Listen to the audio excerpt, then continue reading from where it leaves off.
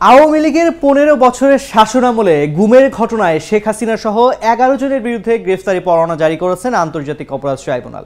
সোমবার ৬ জানুয়ারি প্রসিকিউশনের আবেদনের প্রেক্ষিতে বিচারপতি গোলাম মর্তুজা মজুমদারের নেতৃত্বাধীন ২ সদস্যের ট্রাইব্যুনাল এই আদেশ দেন। ১১ জনের মধ্যে ৩ জন হলেন প্রধানমন্ত্রী শেখ হাসিনা, শেখ হাসিনার নিরাপত্তা উপদেষ্টা তারিক আহমেদ সিদ্দিক ও পুলিশের সাবেক মহাপরিদর্শক বেনজির আহমেদ।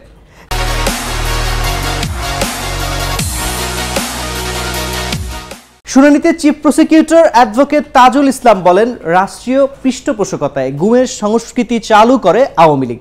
যারা গুম করতেন তাদের পুরস্কৃত করা হতো। র্যাব, ডিবি, সিটিটিসি, ডিজিএফআই সবচেয়ে বেশি গুমের সঙ্গে জড়িত ছিল বলে জানান চিফ প্রসিকিউটর। ৭১-এ মানবতা বিরোধী অপরাধে অভিযুক্তদের বিচারের মুখোমুখি করতে ২০১০ সালে তৎকালীন আওয়ামী লীগ সরকার আন্তর্জাতিক অপরাধ ট্রাইব্যুনাল গঠন করে। সেই ট্রাইব্যুনাল জামায়াত বিএনপির বেশ কয়েকজন নেতার বিরুদ্ধে দণ্ড ঘোষণা করা হয় এবং তা কার্যকর হয়। মাঝখানে ট্রাইব্যুনালের বিচার কাজ অনেক দিন বন্ধ ছিল। এর মধ্যেই গত ৫ আগস্ট ছাত্র জনতার অভ্যুত্থানে পতন ঘটে আওয়ামী লীগ সরকারের।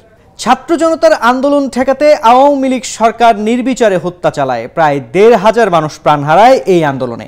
ছাত্র জনতার তুমুল আন্দোলনের মধ্যে ৫ আগস্ট শেখ হাসিনা সরকারের ১৫ বছরের শাসনের অবসান হয়।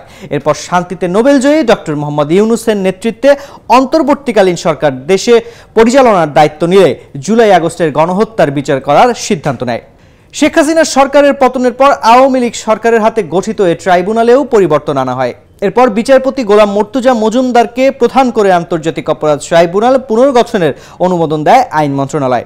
ট্রাইব্যুনাল চেয়ারম্যান এবং সদস্যরা গত ১৫ অক্টোবর থেকে বিচারিক কাজে যোগ দেন।